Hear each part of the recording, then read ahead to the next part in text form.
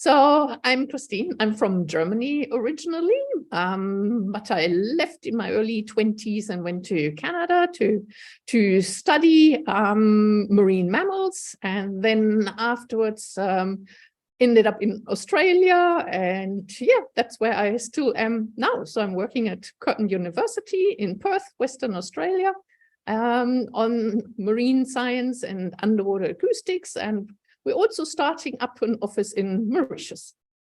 Wow, that's amazing. That's fantastic. Thank you. And could you tell me more about what you do in your job? So I run the Center for Marine Science and Technology at both Curtin University in Perth, Australia, as well as at Curtin, Mauritius. So, and our specialty is underwater sound. So that means we put recorders, so sound recorders, basically a waterproof microphone, which we call a hydrophone, out into the ocean. And we've got many of those around Australia. And we're just about to deploy our first 3 hydrophones around Mauritius. So, and we leave those there for months, if not sometimes a year at a time. And then we go back and pick them up. And then we listen to all of the sounds underwater, which were recorded over the entire year. And then we try to make sense of this, because we will have the sounds of animals, so fishes and whales and dolphins and shrimp and lobsters and you name it. So all of these animals make quite sort of characteristic sounds underwater. And then we also have the sounds that we put into the ocean, so from ships and boats and any offshore industries. And you can also listen to the weather underwater, so you can listen to wind and rain, and then we try to make sense of it. So basically, you know, what is the habitat in which these animals are living? Is it really noisy from natural sounds like wind, or is it noisy because we have a lot of boats or ships or something else there? And what are the effects of the noise we put into the ocean onto these animals? Because the animals use sound to communicate with each other, and also to sense their environment, to, you know, listen to predators or listen to prey. But now, as you can imagine, if you put all sorts of noise into the ocean, then some of those acoustic functions of sound are disrupted. So we're trying to understand how much disruption there is, but then also at the same time come up with solutions of making things quieter, so quieting boats and quieting vessels, so that we have less of an impact on our marine ecosystems. Wow, that's really interesting, everything you do and what you study. Could you tell us what got you into this field and what inspired you? Okay, so what got me into the field? That's by accident. I think so much in life happens by accident. So I was studying physics and engineering.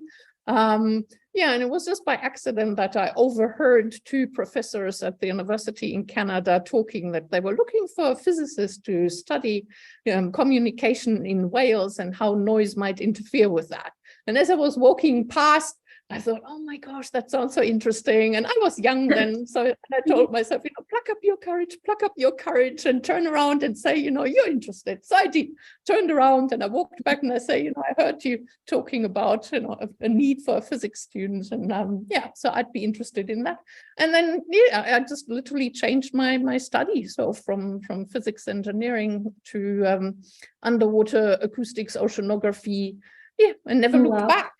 Yeah, and I mean, second question, so what inspires me is that I feel like we can make a difference by making things better. I mean, we all need the ocean for various resources. I mean, it's not just for tourism or seafood, but I mean, we all want to ship things. We all need resources which the ocean has on offer in terms of energy resources or so. But all of these different undertakings can potentially impact each other and interfere with each other. And we do want to, you know, conserve also the beauty and the ecosystem of the ocean. So I find this quite challenging and interesting. And I feel whatever we do just adds a little bit more information to the puzzle and will help us manage the ocean in a, you know, sustainable long-term manner. Yeah. Yeah. Oh, that's very interesting what you said. I think that's very true. All the studies that you're doing help the world become a better place. Yeah, and what a lucky chance that you heard them speaking, because that turned into your career. Yeah, no, so all good, very happy where we are. And could you tell us what you like the most about what you do? Okay, so listening to the sounds underwater is really exciting and fun. So there's always sounds where we have no idea what it is. And I mean, so many sounds and we don't know what it is. You can often tell whether it's biological or man-made. So usually the noises we put into the ocean or signals we put into the ocean, they are quite stereotypical and quite characteristic of the operations, whereas any animal sounds, they can be much more random in terms of when they occur, but there are also patterns. So some animals only vocalize at sunset. For example, fishes sing mostly at sunset. Yeah, so but then there will be sounds where we just don't know what it is. We can often tell it's biological because the signal varies from one sound to the next, which man-made sounds typically don't do. But then often we don't even know if it's a fish or a whale. So they can make sounds at similar frequencies, not at similar levels. So whale will be much louder, but then if you have a whale that is very far away from your hydrophone, then of course the sound you hear will be much quieter and can be of the same level as the sound of a fish, which just happens to be nearby. So I think that is that always puts a smile on my face, because I'm thinking, a small fish and a huge whale, and we can't tell the difference. So there's so much which we just haven't studied yet and which is still unknown. So that's quite exciting. So that sort of drives the scientist in me, and I enjoy that very much.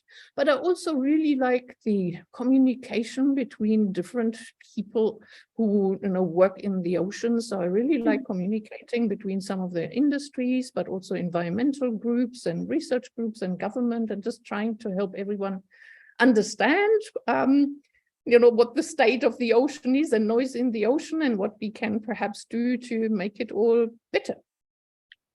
Wow, that's a lot of things that you do, and it's nice that you can communicate with other sectors, different types of people. That's very interesting. And thank you so much for that. Could you tell us your advice to the next generation? Oh, look, inform yourself, really, use your energy and your curiosity to find out about the world around you. In Mauritius, the ocean is just so important to your daily lives. So really get interested in what happens around you in the ocean. Conservation is important, but you also don't want to just shut everything else down, because we do need resources. We all need to feed, we all need energy. So it really is about managing different needs in a sustainable manner. So as a next generation, inform yourselves, get out there. You've got the energy to make a difference. So go for it.